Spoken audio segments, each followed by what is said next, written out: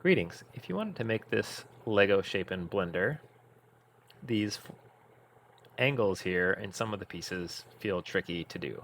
So the easiest way I know how to make this piece is to look this piece up in Brickset, which we've done before, and you'll see there's a 45-degree angle here. And that's going to be a convenient thing for us here. Notice it says 45 right here. Some other Lego pieces, excuse me, have different angles. But this one's a 45, so here we go. So let's go over to Blender, and I already have my cube created. Let me go back into Object View. This is a cube. I've already got millimeters set. I am, if I go over to the Item tab here, you can see I have 15.8 by 15.8 by 9.6, so that's 15.8 by 15.8 by 9.6 tall. So that's our standard 4x4 Lego cube. So if you imagine this shape being a rectangle instead of having this hunk cut out of it, this is our generally correct shape.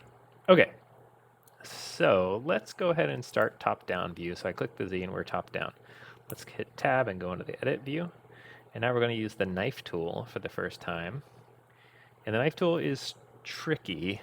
But I'll hopefully expose some of the magic and dark magic maybe of the Knife tool in this video. So first thing we want to do is hit the K button. When I hit the K button, we are now in knife mode. And there's a few extra things we're going to need to tap. So the first thing we want to do is we need to cut right on this green line, right? Well, there's a convenient keyboard shortcut for the knife tool for that. Just hold the control button down. And when I hold the control button down, you can see it actually snaps us right to the midpoint of any line we're on, edge we're on.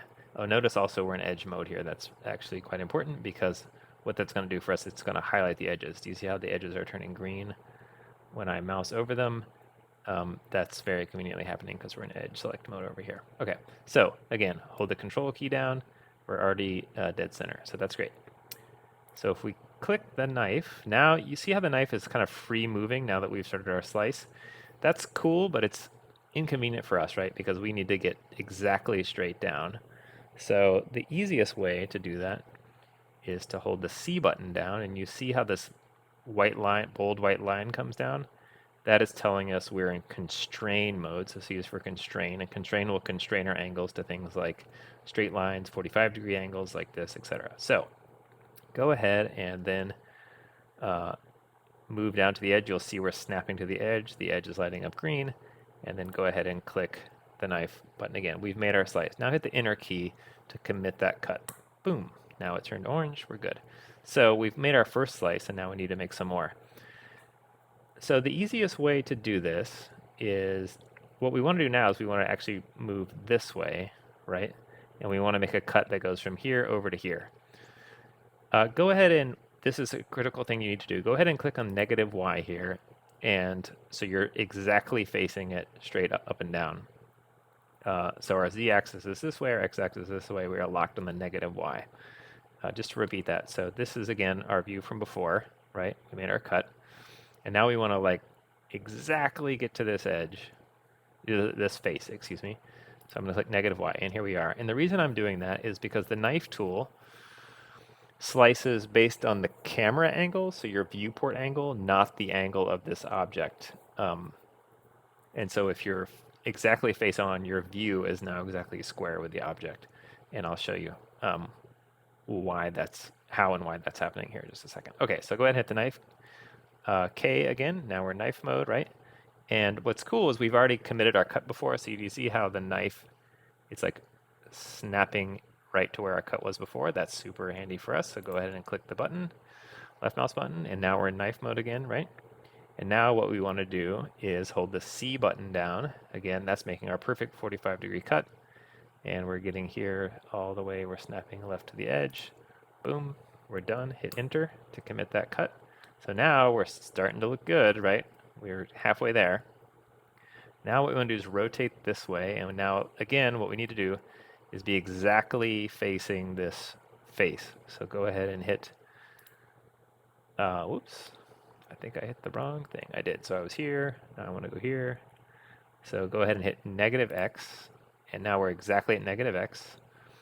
And if you hit the K for knife again, you can see that orange line is right there. If I zoom in, see this orange line right here?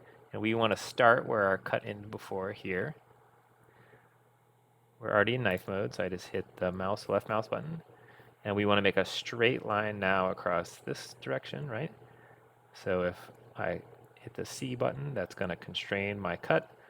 And we're snapping to this edge here. Boom, looking good. Now hit enter again to commit that cut. We've committed our third cut. Now let's rotate this way.